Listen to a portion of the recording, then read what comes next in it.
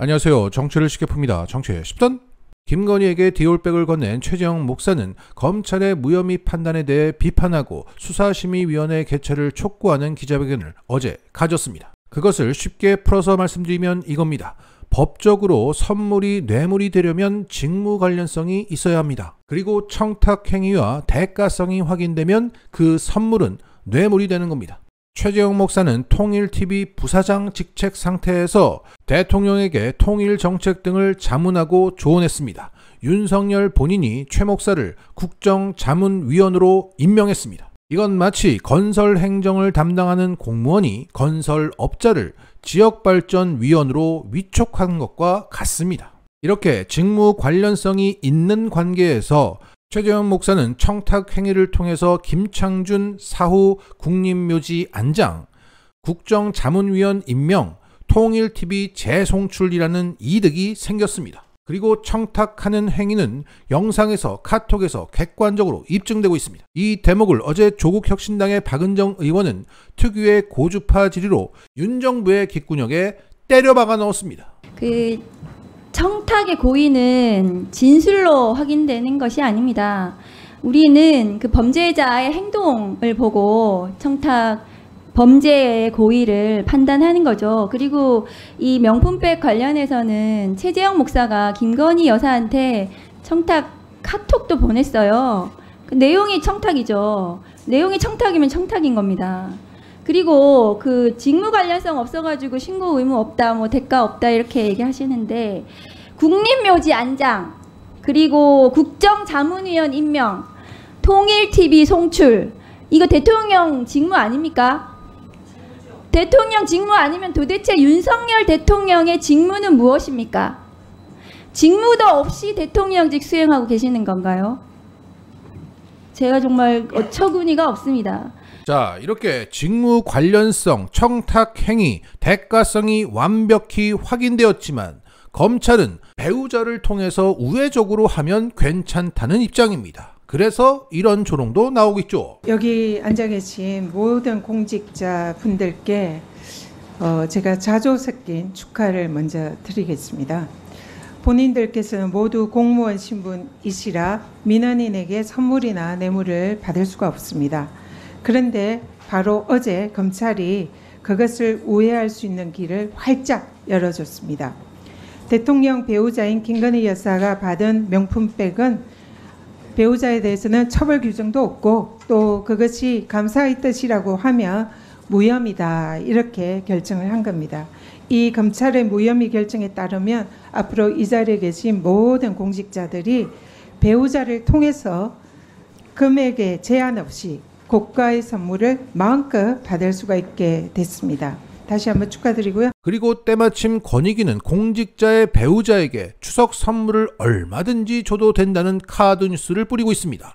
그리고 어제 박성재 법무부 장관은 제가 법을 만들어야 됩니까? 라며 오히려 국회에서 소리쳤습니다. 그러니까 이것들이 배우자에게 뇌물 주면 문제가 안 된다는 현행법의 맹점을 부각하면서 김건희 디올백 문제를 물타기 하고 있는 겁니다. 그런데 지난 국정농단 특검에서 최순실이 받은 건 박근혜가 받은 거야. 이 둘은 경제 공동체야. 그래서 박근혜를 포괄적 뇌물죄로 기소하고 감옥을 보낸 건 바로 윤석열입니다. 자, 윤석열 김건희 부부는 당연히 경제 공동체죠. 그러면 김건희가 받은 건 윤석열이 받은 거라 윤석열은 박근혜처럼 깜빵 가야 맞습니다. 이재명 대표에게는 제3자 뇌물죄, 포괄적 뇌물죄를 적용하면서 지는 지가 적용했던 현행법을 적용하지 않는 겁니다. 그리고 중간에서 청탁을 전달한 이 김건희는 알선수재 또는 변호사법 위반으로 깜빵 가야 마땅합니다. 현행법으로도 충분히 처벌할 수 있고 윤석열은 그렇게 상대를 처벌해 왔는데 윤석열한테는 그 잣대를 들이댈 수 없다는 게 현 개검의 입장인 것입니다. 일단 좋아요 부탁드리고 유익하셨다면 구독까지 눌러주세요. 무엇보다 어제 기자회견에서 최재형 목사는 이렇게 폭로했는데 언론들은 이것을 전하지 않고 있습니다. 이 디올백 수수 사건 피의자인 저는 김건희 씨와 공무원 관계에 있습니다. 제 책을 주순 권성희 변호사가 제 책을 주워가지고 검찰의 참고인으로 불려갔습니다. 이게 맞냐? 그런데 그보다 더 중요한 디올백의 진위 여부를 물어보려면 저에게 물어봐야 되는데 검찰은 그 직무를 의무를 지금 안 하고 있고 용산의 눈치만 보고 있습니다. 왜냐하면 제가 건넨 디올백이 아니라 이것은 다른 제품으로 동일한 제품을 사다가 검찰에 제출한 걸로 저는 확실히 인지하고 있습니다. 그래서 그 근거가 뭐냐 하면 이 사람들이 두려우니까 이 디올백을 국가기록물에 분류해서 보관한다고 하는 말을 확 바꿔가지고 공매 처분을 해서 그것을 현금화해서 국고에 귀속시킨다라고 궤변을 늘어났습니다. 여러분, 어떻게 갑자기 국가기록물에서 범죄 물품이 됩니까? 국고에 현금으로 귀속한다는 것은 범죄 물품이거든요. 그 정도로 이 사람들은 자신이 없는 겁니다. 내가 제보를 받기로는 뉴스타파에도 제보가 갔고 저에도 제보가 내부 고발자가 제보를 했습니다. 양심선언을 했습니다. 제가 준 백은 유경호 비서한테 줬다는 겁니다. 김건희 여사가. 그리고 유경호 비서는 그것을 현금화했습니다. 존재하지가 않는 겁니다. 그러니까 그걸 그동안 공개를 못했던 거예요. 그렇기 때문에 이제 사방에서 압박을 가하니까 어쩔 수 없이 동일한 제품을 갖다 지금 퉁치고 검찰에 이미 제출을 했는데 그게 맞다면 내가 확인할 수 있는 바코드 그 안에 엽서식으로 별지 형태로 있습니다. 그거를 보여달라는데 그걸 못 보여주고 있는 겁니다.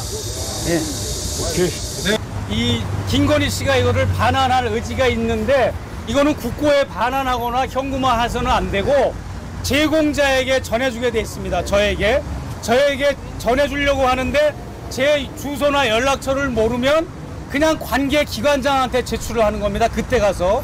근데 용산 측에서는 검찰 측에서는 제 연락처와 주소를 알고 있기 때문에 저한테 보내줘야 맞는 건데 지금 저한테 안 보내주고 이렇게 증거인멸하려고 공매 처분을 해서 국고에 현금으로 귀속시킨다는 이런 면피형 발언을 궤변을 들어놓고 있는 것을 볼 때 거짓은 거짓을 낳고 그 거짓이 또 거짓을 낳고 해가지고 지금은 수습이 안 될 지경입니다.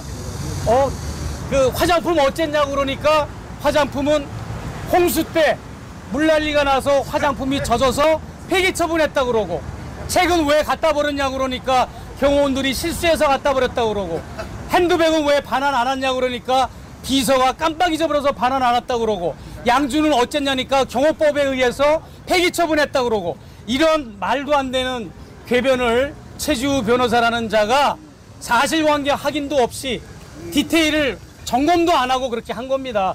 사실은 김건희 여사가 양주를 받고 술을 받을 때 나한테 잘 받았다고 연락이 왔어요. 그리고 비서가 또 다른 술을 보냈을 때 잘 받았다고 전화까지 왔어요. 그것도 내가 다 제출했거든요.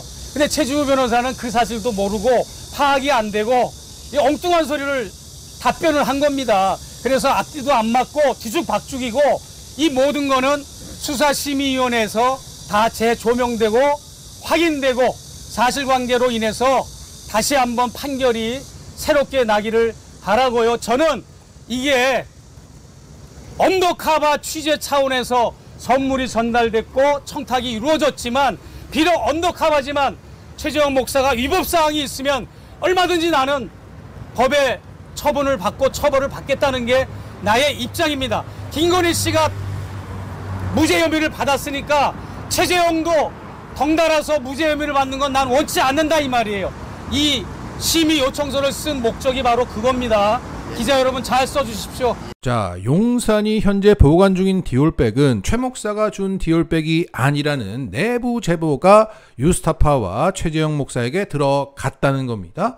그 디올백은 김건희가 비서에게 줬고 그 비서는 중고거래를 통해서 현금화했다는 겁니다. 자, 이 사실이 확인되는 순간 지금까지 용산의 해명, 콜검의 수사, 그 무혐의 논리가 다 무너지는 겁니다. 일단 그 중고거래 흔적부터 찾아야겠습니다. 가장 대표적인 중고거래 장터인 당근에서 그 흔적을 찾아봅시다.